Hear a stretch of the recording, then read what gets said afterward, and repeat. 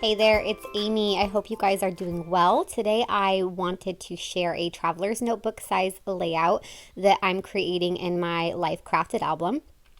So I'm going through some of the product here, and today I'm using all Ellie Studio products. These all released this January, so January of 2022. So that being said, they should all be available right now if you see anything that you are interested in. I've got my photo here. It's a photo of me and my daughter. We did have professional photos done, so I've just kind of been working my way through them all and scrapbooking the ones that I really loved. This one of me and my daughter is my absolute favorite, so I think it deserves a place in my album. And I'm going through this paper stack here, and I'm just trying to decide on a color scheme. You can see I do have a piece of pattern paper already behind my photo, and I've gone ahead and trimmed that down to 4¼ by 8¼ all my pieces of cardstock here are 4¼ by 8¼ and that's so that they will fit inside the page protector perfectly. So I'm keeping it pretty neutral behind my photo on the left, and I'm picking out some more colorful pattern papers to add as an accent. And I think I'm going to stick with pinks and blues, and I'm just cutting them out to 1-inch strips here to lay behind my photo and kind of cross over to the right side of the spread. I auditioned a couple of different options, but ultimately I decided on the pink grid right here and then that blue paper with the little X's on it. So for the pink grid, I cut that to around 2 inches, and then the blue paper I've got at 1 inch. So I'm kind of creating just this thick band that's going to, like I said, stretch between both sides of the page.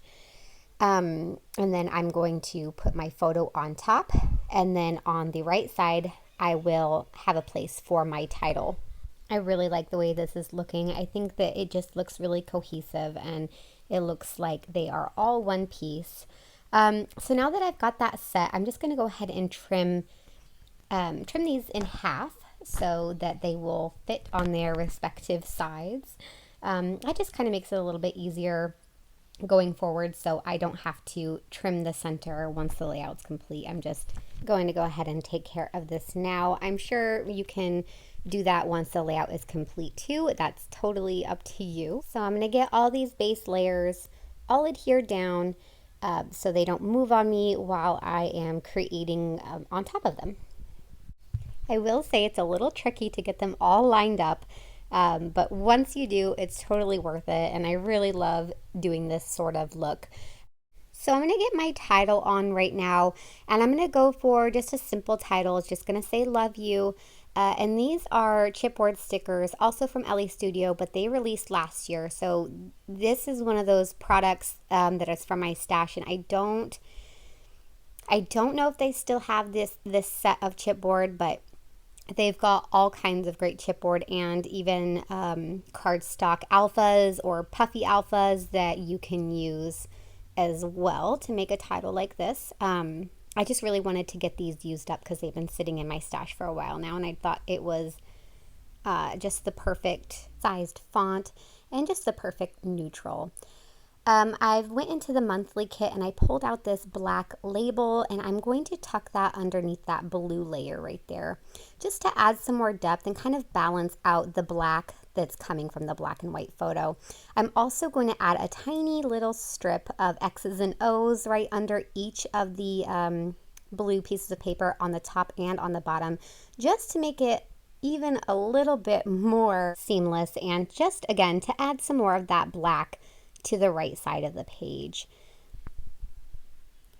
So I'm going to get this all set, and these letters keep moving on me because they're pretty old. I don't have a lot of stick on them, so they're just kind of sliding around, but I'll get those glued down here in just a bit. I'm going to pull out the Love Note die cut pack from Ellie Studio, and they have all these really awesome hearts and labels and circular labels, lots of really fun things. So I want to put a big heart right there on top of the black label on the right, just to kind of build up a really fun cluster.